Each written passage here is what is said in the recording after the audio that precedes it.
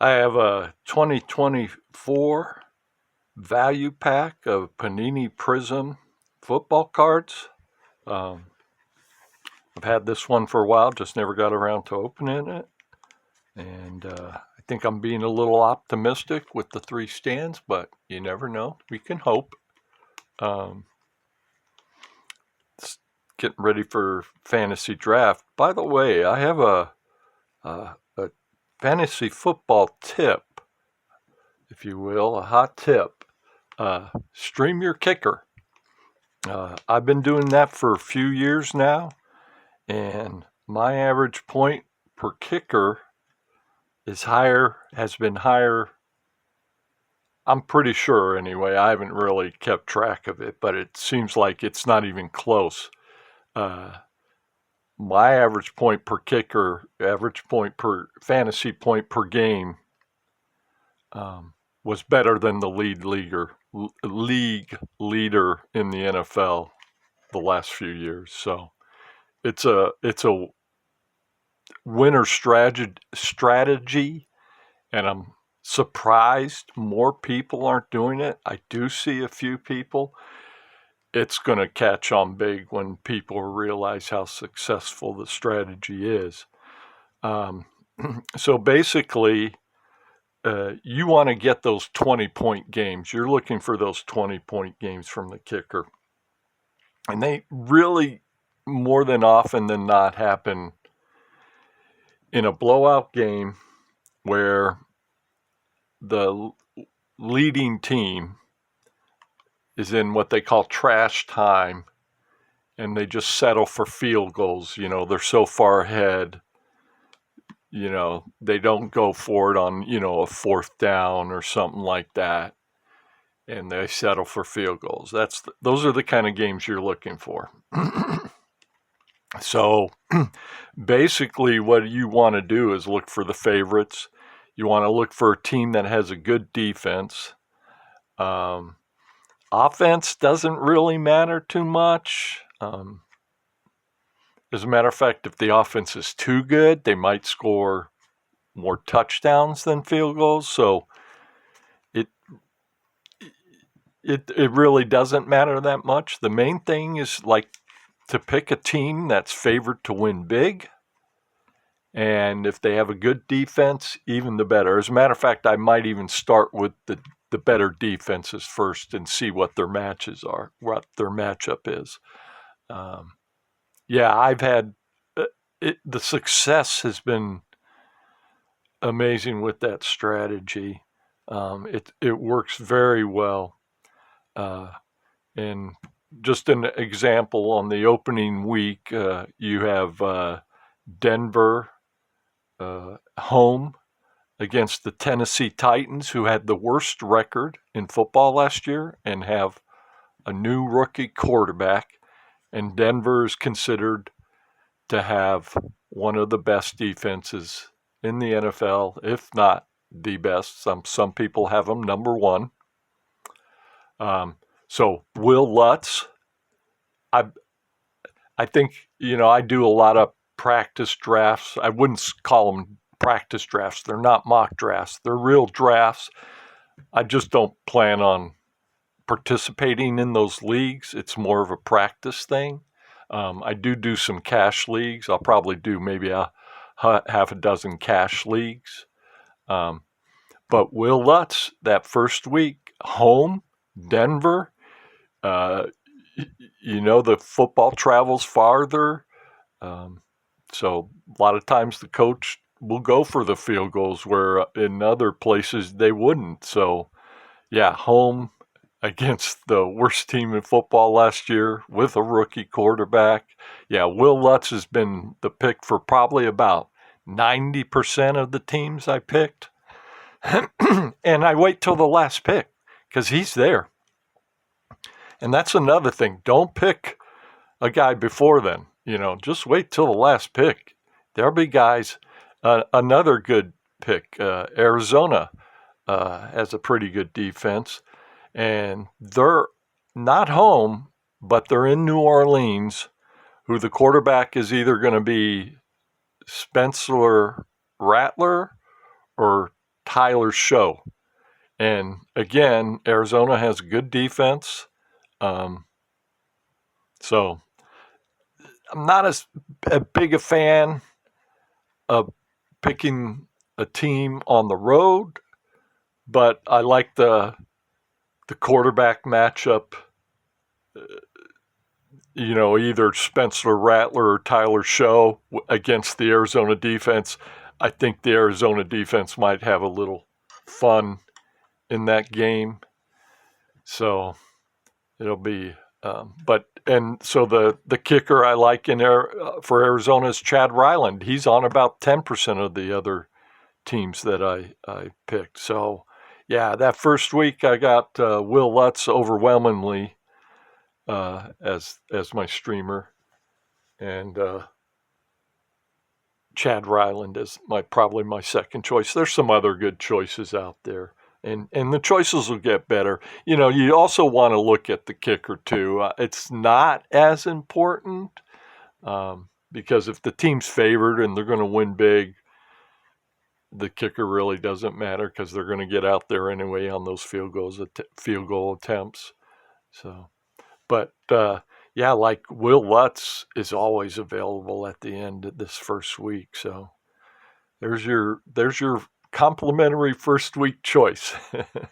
Will Lutz, your kicker for the first week. But then after that, honestly, I'm pretty sure if I checked my average fantasy point per game for fantasy kicker, for the kicker, fantasy point per game for the kicker, I would almost bet that my average wasn't even close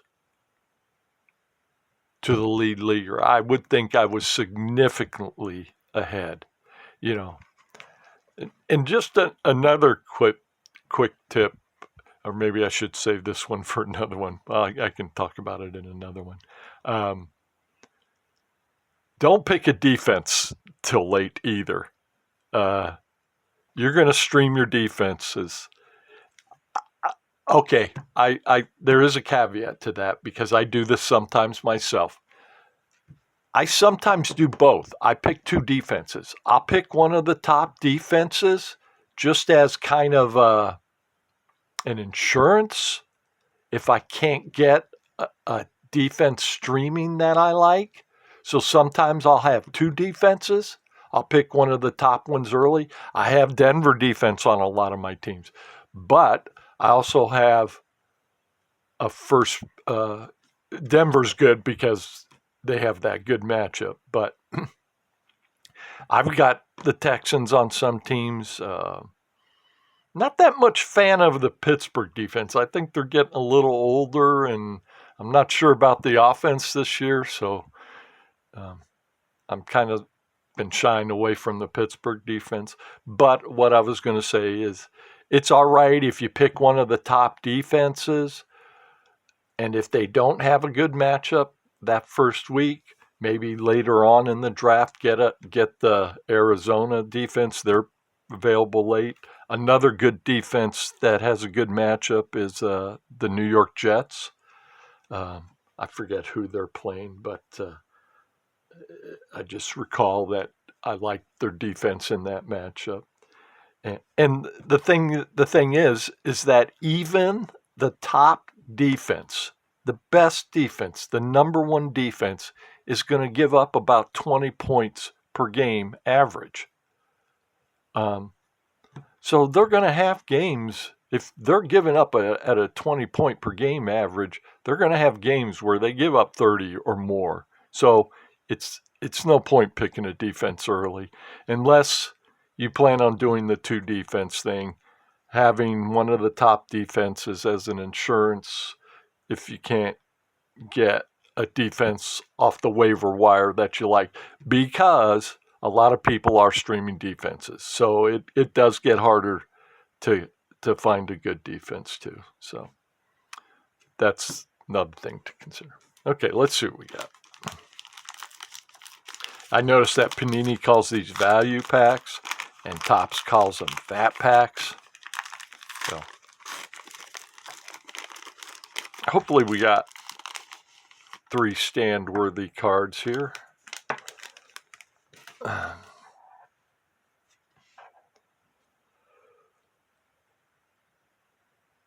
Foy Oludkan, and I have to be honest, this is the first time I've ever seen Foy before in any, and I've opened up a few packs of football. I'm mostly baseball. Adrian Peterson, gosh, I wouldn't mind seeing him come back. I swear, I think he could still play. His last, didn't he gain like 800 yards his last season on like 200 carries? It was a good average. I think with a good offensive line, this guy's going to average over 4 yards a carry still. Yeah, I just think he got the short end of the stick on that. It's just a shame.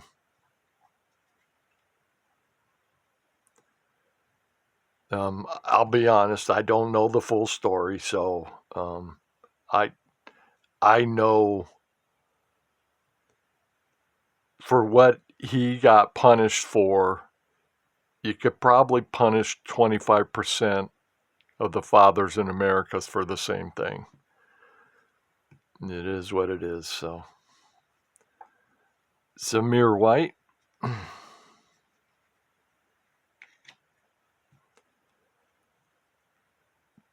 Jalen Hyatt.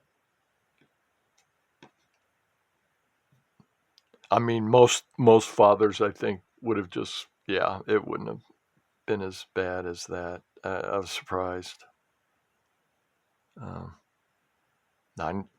I got spanked a few times. Not much. More from my mother with the wooden spoon. Levante David. Adam Thielen. Sam Laporta. Jesse Armstead on the silver. Okay, there we go. I'm not surprised. Foy Oludkin. I'm assuming that's not numbered. No. John Jefferson on the red, white, and blue. Those are nice. Put this here. Wes Welker. You know, that's honestly one thing I don't like about Prizm is the veterans they put in there. You know, it's a little better than, I guess, Foy Oludkin, but I still would rather have Foy than John Jefferson or Wes Welker or Jesse Armstead. Yeah, I'm not a big fan, but I know they do it for extra value and just, makes the set look like it has better players because there's a lot of Foy Oludkins in football. These guys only play a year or two, and that's about it. So, Brock Bowers, okay, there's a nice one. Let me move this one over here. Yeah, this is a real good one. That Brock Bowers is probably worth a few dollars. We'll have to look that up. I'll put it in the notes to see what I got. Got to remember to speak up. Puka Nacua on the hype. And okay. A green emergent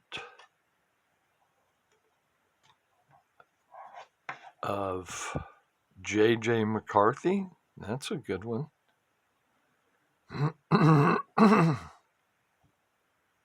Not numbered. I guess those greens, that's the same green.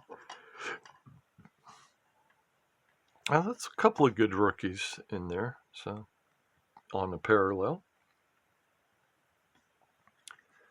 And then Ben Sinnott on the base rookie. Not bad. It's a good one. Or at least, hopefully, he will be. Thank you.